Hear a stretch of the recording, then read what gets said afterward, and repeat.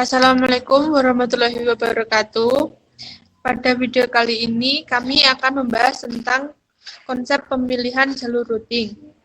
Sebelum itu kami akan memperkenalkan kelompok kami terlebih dahulu, yaitu 1.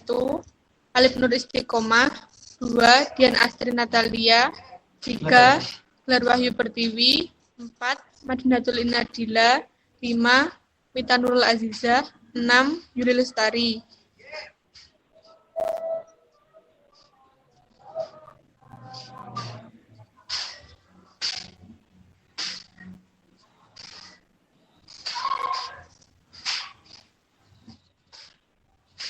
Konsep pemilihan jalur routing.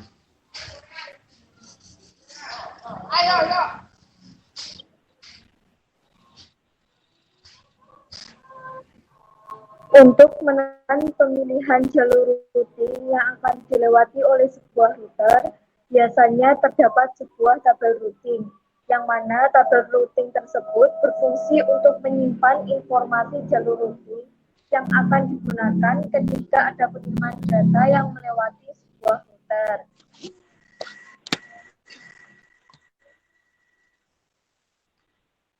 Untuk pemilihan jalur routing sendiri, router menggunakan metode di mana ketika ada lebih dari satu rule routing, router akan memiliki mekanisme perhitungan jalur routing yang digunakan router untuk mentransmisi data. Pemilihan jalur routing didasarkan pada beberapa parameter, yaitu destination address dan distance atau jarak pada tiap rule routing. Pertama, router akan memilih rule routing dengan destination yang paling spesifik dari rule yang lain. Yang kedua, router akan melihat nilai pada parameter distance. Semakin kecil distance, maka rule itu akan digunakan.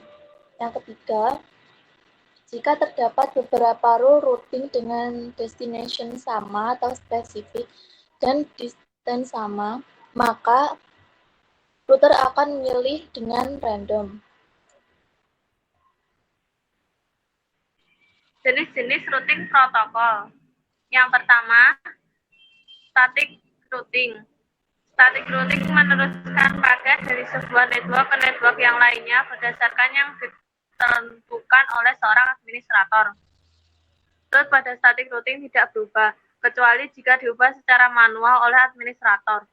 Konfigurasi routing jenis ini biasanya dibangun dalam jaringan yang hanya mempunyai beberapa router. Umumnya tidak lebih dari 2 atau 3. Informasi routingnya diberikan oleh orang atau yang biasa disebut sebagai administrator jaringan.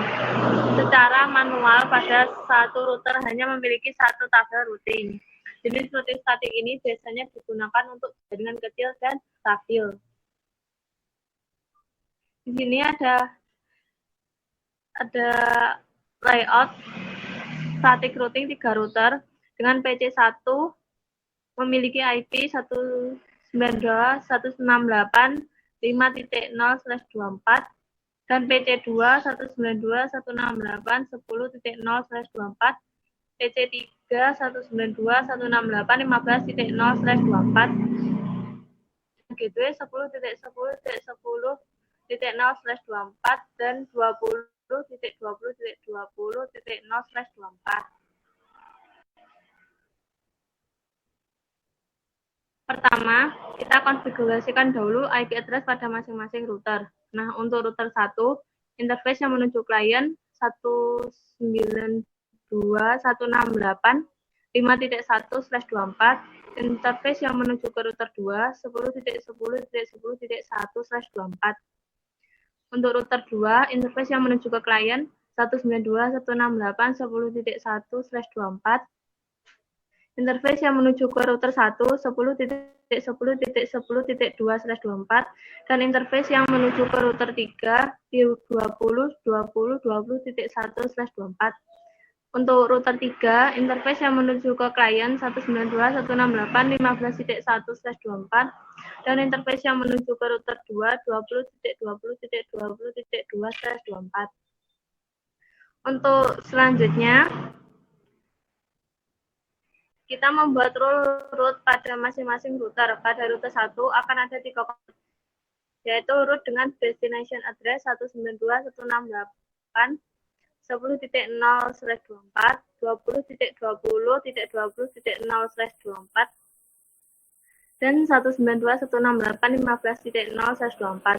Dan semua root tadi akan menggunakan gateway 10.10.10.10.2. Untuk router 2, kita membuat 2 rule root dengan destination address 192.168.5.0/24 dengan gateway 10.10.10.1 dan 192.168.15.0/24 dengan gateway 20.20.20.2. Pada router 3, kita membuat 3 konfigurasi root dengan destination address 192.168.5.0/24, 192.168.10.0/24, dan 10.10.10.0/24, dan seluruh destination address tersebut akan menggunakan gateway yang sama, yaitu 1. Setelah konfigurasi root tersebut kita buat, sekarang kita tes dengan melakukan ping ke seluruh klien. Tetapi sebelum melakukan ping, pastikan terlebih dahulu klien sudah terkonfigurasi IP-nya. Untuk tesnya, kita lakukan dengan ping dari PC1 menuju PC2, yaitu dengan IP 192.168.10.2 dan PC3 dengan IP 192.168.15.2. Keuntungan routing statik, yaitu lebih aman daripada dynamic routing karena tidak rentan terhadap serangan spoofing. Kelemahan routing statik, yaitu rentan terhadap kesalahan penulisan dan lebih merepotkan dibandingkan dynamic routing.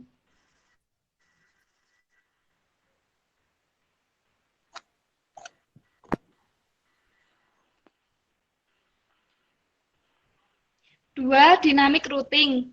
Dynamic routing merupakan tipe routing di mana router dapat mempelajari sendiri route yang terbaik yang akan ditempuhnya untuk meneruskan paket dari sebuah network ke network lainnya.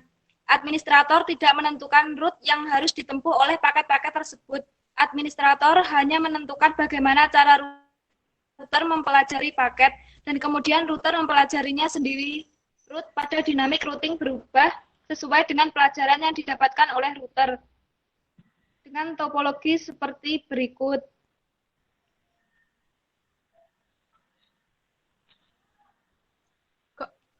Keuntungan routing dinamik adalah lebih aman mengatur network yang besar karena router akan memilih jalur lain bila ada suatu jalur yang rusak. Kelemahan routing dinamik adalah update ARP stabil dibagikan ke semua komputer, berarti mengonsumsi bandwidth butuh RAM untuk menentukan jalur terbaik bila terjadi down karena jalur ditentukan oleh sistem bukan admin. Itu tadi pembahasan dari kelompok kami tentang materi tersebut. Dan kami mohon maaf bila ada salah kata yang kurang baik dan kurang tepat. Demikian yang dapat kami sampaikan. Terima kasih. Wassalamualaikum warahmatullahi wabarakatuh.